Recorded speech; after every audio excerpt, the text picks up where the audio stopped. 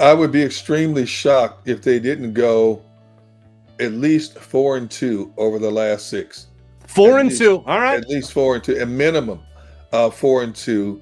And the tricky game, obviously, is that last game against Dallas because we don't know what position Dallas will be in at that particular time. But I say, even before they get to that Dallas game, they should win at least 4 of the next 5. I mean,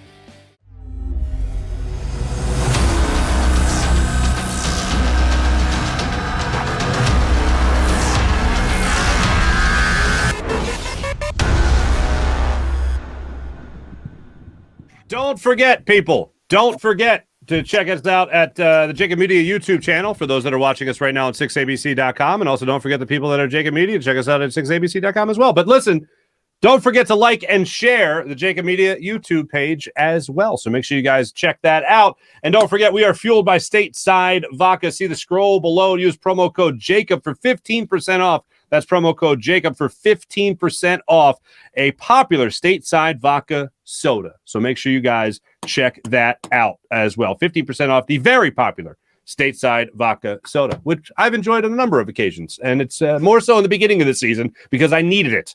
But currently, it's just out of celebration nowadays, which I greatly appreciate. We've been talking a lot about Jalen Hurts throughout the entire show. We've been talking a lot about Nick Sirianni and Jonathan Gannon. We're going to give away our game balls in just a second. But one thing, we talked a lot about Miles Sanders earlier in the show, and Gunnar and Devin, obviously, we weighed in on this. But if Jordan Howard has to miss a substantial amount of time, are you concerned about Miles Sanders going forward in the fumbling issue, or are you more of this was just a matter of kicking off the rust? I think we give him, like you mentioned earlier, the benefit of the doubt. I think, Miles Sanders, we all know, is an elite running back. I think he can just get it together. I know he knows he made mistakes today, so hopefully he learns from them. I do know, and I meant to ask John McMullen about this when he was on earlier. We talked to him about just keeping all of the running backs on the roster, including Kenneth Gainwell. So I wonder if that is a possibility, if Jordan Howard is out. I don't know. I don't know if that will even help anything. So I know Kenneth Gainwell has had some big plays for us, but he also hasn't had some great ones. So I think everyone has their moments, and I think Miles Sanders will learn from this one. Gunner, same category? Yeah, that's the great thing about having depth at the running back position, or at any position for that matter, that you have these interchangeable parts. They all bring a different style. So if Jordan Howard is out for a while, you like the battering ram approach that you have with the Jordan Howard, which they didn't have at the beginning of the season because of its effectiveness in terms of wearing down would-be tacklers. But you still have 3 quality backs. There are a lot of teams out there that can't go 4 deep in a backfield in the National Football League. As much as you would like to have Jordan Howard available, Jordan Howard's out, Kenneth Gainwell's in. Miles Sanders out, Boston Scott is in. So you have that depth. And so you'd hate to see Jordan Howard be out for any length of time, but you have to feel good about the fact that, well, now that Miles is back, as long as he can stay healthy, you still have a good trio of backs at your disposal to attack your opponents in the future. All right. It's that time in the program we like to get to every single week. And when it's a rough week, we frown upon it because we don't want to take footballs away from people. We want to give game balls away. Anyone want to go first when it comes to giving a game ball to someone whose star really shone today? I'll go first, since D-Gun usually likes to pick on me and makes me go first anyways. I mean, I try to shake it up. Last week I went Derek Slay, knowing or assuming you guys would choose some offensive players. How do you not choose Jalen Hurts after this game? Like, he had 3 rushing touchdowns. He has 8 this year. That's the most for a quarterback in the NFL. He's just playing amazing. And I think we all need to keep in mind that this is his first season as quarterback number 1. He's showing so much promise. For those who don't think he can be an elite quarterback, have you been paying attention to Jalen Hurts, especially these recent games? He's been playing incredibly. He's such a leader. Big fan. He has to get the game ball. Game ball from Devin Caney goes to Jalen Hurts. D-Gun.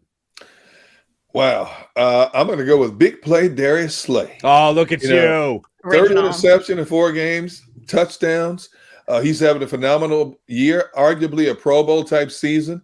Last 2 games, Jonathan Gannon has allowed him to play, which I think he's more effective playing in terms of coming up and playing bump and run with wide receivers. So hopefully, I know he's in concussion protocol now, but hopefully he doesn't miss any games. I got to give it to my man, Big Play Slay. You know, he is so particular that I was like relieved for him to get an interception return for a touchdown. Right. Because even after the first touchdown he had, what was against the Lions, when Avonte Maddox punched it out, he picked it up, scoop and score. It was his first of 2 scoop and scores. He said after the first one, it would have been better if it was an interception. Right. And I'm like, look how particular you are. And then he finally gets the pick 6 in this game and took it to the house. And you knew from the second he caught it, you knew he was gone on that. So that was great to say. Also, Avonte Maddox said after the game, I always tease Darius Slay that he's old, but I guess he's still 21. So good for him. So he's still showing that speed. My game ball, it comes to, we love guys that will fight for one another. And Jalen Hurts definitely worthy up there, no question. Gunner, no question.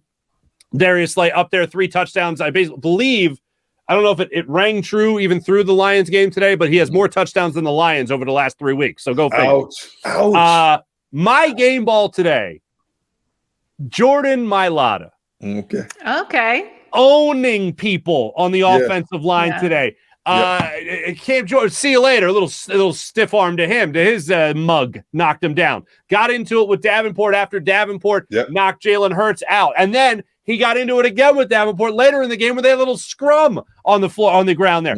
Jordan Mailata showed me so much in this game. We know how much he's matured and improved as a left tackle in the NFL. We know that already. Right. But to take over the leadership role, him going back and forth with Landon Dickerson throughout the week about who's a fridge and who's a house and who's a walk-in freezer and whatever, like that was great. And then to see him come out of the football field and stick up for his young quarterback was great to see him own that position in the left side of the line of scrimmage. That was great to see. Jordan Mailata gets my game ball because on a game like today, when the offensive line played as great as they have, and while we've been talking about Miles Sanders and we've talking about Jordan Howard and Boston Scott and maybe Kenny Gainwell, the offensive line has been the constant. And we have yet to give a game ball to any offensive lineman throughout this year. And I'd like to give a game ball today to Jordan Mailata for what he was able to do in this game, both as a leader and just as a one-man wrecking crew on the left side of that line of scrimmage. So that's why I go Jordan Mailata as my guy. I know we mentioned it.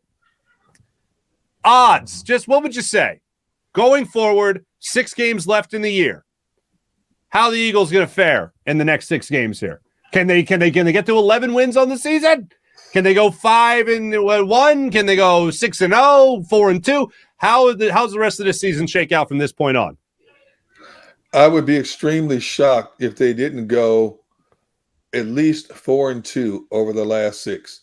4-2. All right. At least 4-2, a minimum of 4-2.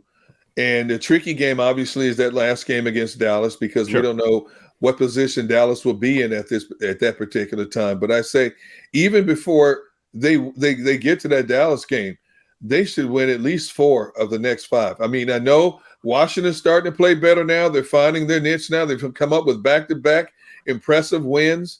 The Giants, we're going to see what the Giants look like tomorrow night as well. So, we're going to have different opinions about the Giants after we see them up close and personal tomorrow night. Divisional games are always tough to pick, but the way the Eagles are rolling right now, especially in the running game, I'm going to say 4-2 over the last 6. 4-2. Devin Caney, what do you got? I was going to go 4-2 just because this NFL season is so bananas. You never know what's going to happen week in and week out. I think Washington football team, for some reason, is a little bit, I don't want to say scary, just unpredictable. I'll go 5-1 though to change things up. Like I said last week, if we stay healthy, 5-1. If not, that will change. But I'm going to go 5-1 for now. Well, I just want to say that I'm embarrassed. I'm embarrassed because I thought I was doing a show with a couple of optimistic people. 6-0. I'm going 6-0 the rest of the way. No hiccups. Hey, look at the comments. EJW Ski says, no game ball for JJ. I love it. And on that note, there's no better way to sign off than that. EJW, you guys, Eric's also saying 17 games. Let's not forget. No, I'm partying at 6-0. Why not? I'll ride that. I'll ride that. Ladies and gentlemen, thanks for joining us. Everyone in the comments, thanks so much. For Devin Caney, for Derrick Gunn, thanks so much for Xander Krause also produced the program as well. My name is Mark Barzetta. Thanks for watching live post-game show that is exclusively presented by Ocean Casino Resort. Go for the live show. Go for the win. We'll see you guys next week hopefully after a fine Eagles victory over the Giants. Have a great week, everybody. Go Birds.